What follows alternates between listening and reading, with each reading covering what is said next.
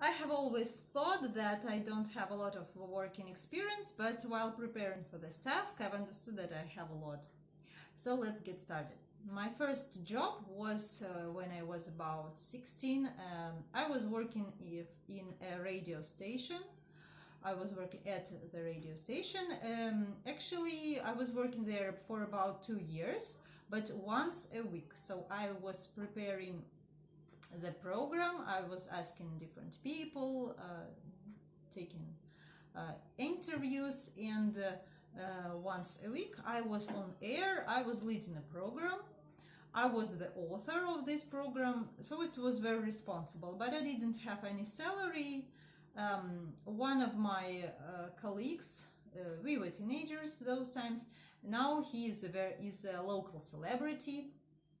He's a popular tamada in our town. But I had to prepare for my exams and I had to quit that job. Then, when I was 18, I was working as a camp counselor here in Kazakhstan, in Kokshetau. It's a very beautiful place, far from my town. I was living there for a month, but it was difficult. It was exhausting because I was in charge of about 30 kids, and my co-worker, a young man, a boy, he was somewhere else all the time, and I was the only one who was in charge for our unit, and it was difficult. I was 18, and I was sleep deprived because I had to prepare for the next day to create something. So it was very exhausting for me. The next my job was when I was studying at the university. I was working at the photo studio. Actually, I did something with photos on using Photoshop on the computer. It was a part-time job, and because of my studies, I also had to quit it one day. And in 2005, I went for the summer to the United States, and I was working there as a camp counselor for Texas Lions Camp. It was a camp for disabled children, but it wasn't very difficult because there were a lot of camp counselors. For example, we had about 8 counselors for our unit of 20 kids. So it was easy. About 4 kids for each counselor.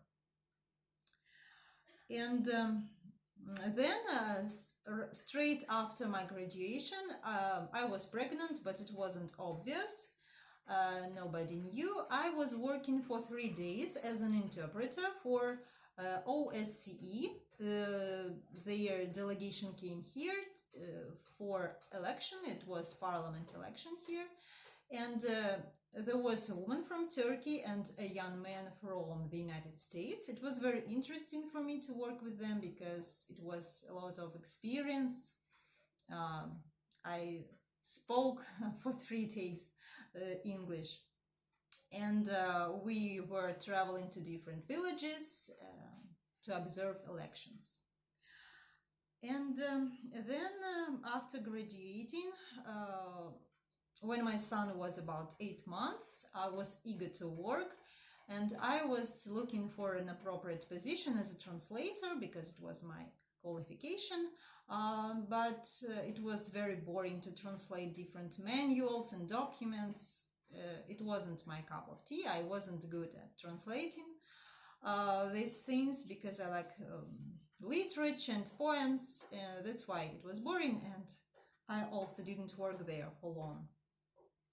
Then for about 6 months I was working as a teacher at some English courses, but there wasn't any conditions, so the conditions were very poor. For example, they had very old books, course books, headway books. I found a new edition for them, but they refused. They liked it the way it was. The cassette player there wasn't working, so I left the job very quickly. Then, in about 2 years, I was working also not very long, for about 3 months. I was working in a newspaper. Actually, I was invited there by my friend, and I was making black and white pages, but it wasn't very interesting, it was boring, and I preferred to return to my son, and I returned home. My son was about 5 at that time, and all the time I was creating things, some handmade things, and I sold them through the internet. And 3 years ago I started my studio. It happened accidentally. My friend, she was a teacher of German. She wanted to, and English was her second language. She wanted to organize a studio, and she organized it, actually.